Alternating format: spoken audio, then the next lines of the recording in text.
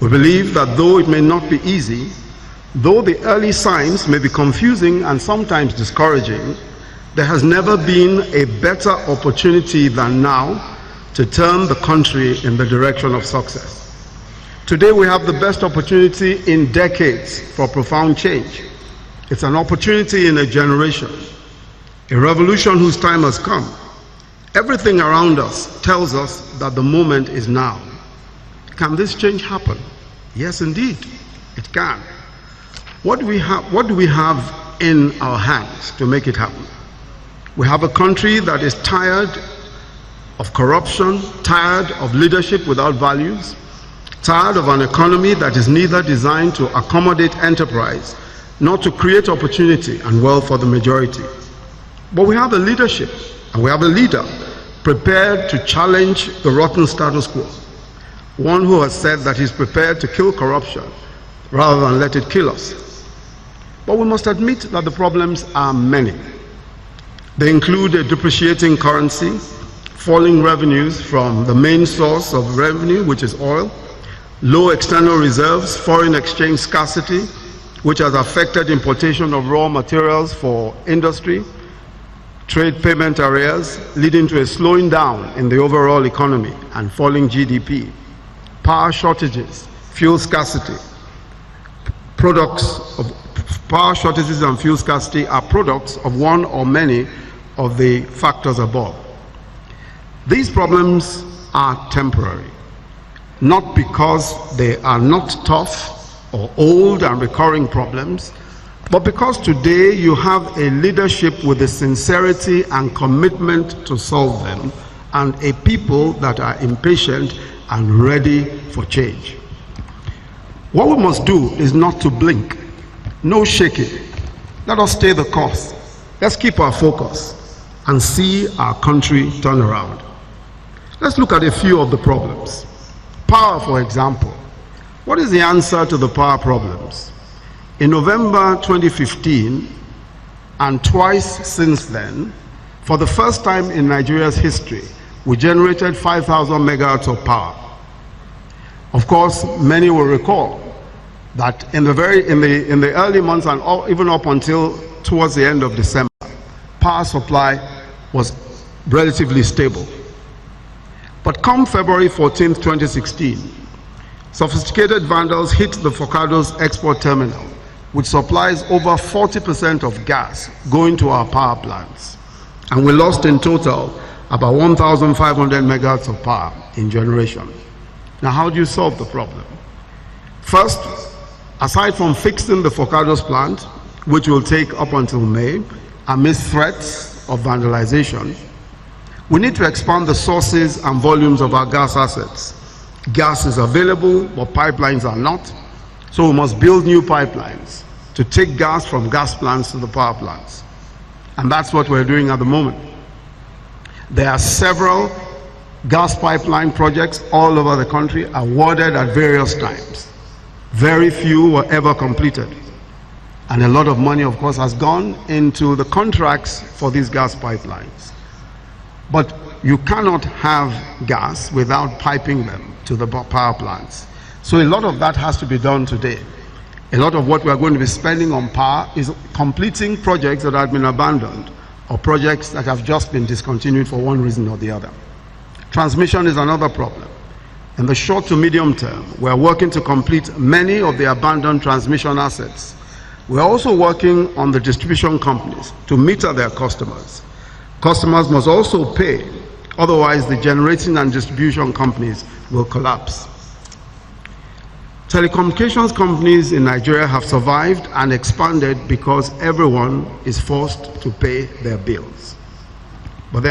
And the only way by which the power sector will survive and thrive is if we all pay our bills. But it's a chicken and egg situation. People say, I don't have power, so why should I pay?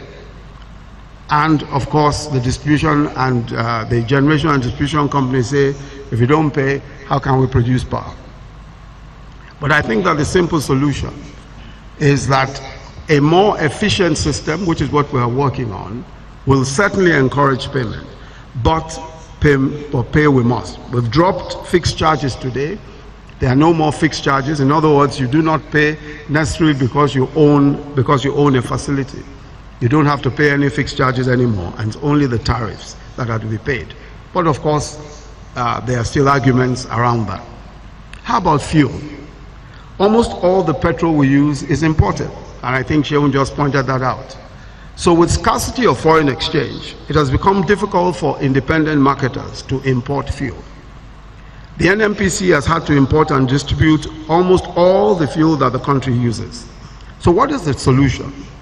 We must get the independent marketers to source their foreign exchange so that they can bring in fuel to complement NNPC imports. But the medium to long-term plan is the new initiative to get the private sector to build what are described as co-located refineries and new refineries, so that by the end of 2018, we'll be producing most of our petrol locally. Now, this is a problem that we need not experience. And the reason is just as has been pointed out. There's no reason why a country with the amount of crude that we have to be importing refined petroleum products. But that's where we find ourselves today. And so once there's a scarcity of foreign exchange, you're going to have problems in importing. So what we do and what has been done is to swap, to send your crude abroad and get it back in the form of refined petroleum. That the government does about 50% of imports. But in the past few months, the government itself has been almost importing the entire 100% of refined petroleum imports because of the scarcity of foreign exchange. NNPC really lacks the capacity to distribute petrol across the country. So the independent marketers are key. They must be involved in the distribution of petroleum products. But we'll get there, and we'll get there quickly enough once we're able to change the paradigms. I know that many people today just ask the question, how can we have so much and yet so little? But these are the answers that we'll be providing, and I'm sure that very, very soon we'll see a vast improvement. How about the ease of doing business in Nigeria? I think it was my sister Ibukun Awoshika who said that you have to know someone in order to get any kind of approval. Nigeria, somehow, we have rigged a system where it is so difficult to get anything done, especially through the public services. The mandate of our Minister for Industry, Trade and Investment is to ensure that there is a noticeable difference in the ease of doing business. And that is to say that pre-investment approvals, especially those coming from the federal government, must be easy to access. They must be easy to obtain. And he has a mandate to work over the next 18 months to ensure that we move 30 spaces in the Ease of Doing Business Index, which is an index which is compiled by the World Bank. How will we create jobs? We will deepen the diversification of the economy. The big areas of focus are agriculture, the agro-allied value chain, solid minerals, petrochemicals, technology and entertainment. And I'll talk a bit about technology and entertainment as we go on. But I want to say, just because for those of us who live in the urban areas, agriculture really doesn't mean much. But it's very important for us to bear in mind that today, agriculture is the second largest employer of labor in Nigeria, and it can expand. We need to be completely self-sufficient in rice production, in wheat, in tomato, and several of these products that today drain our foreign exchange. Just to take an example of rice, the demand for rice is about 7 million metric tons. We produce only 2.7 locally, so we import the difference. So we spend almost $4 billion to $5 billion US every year on rice. So how did we approach that, and how are we approaching it?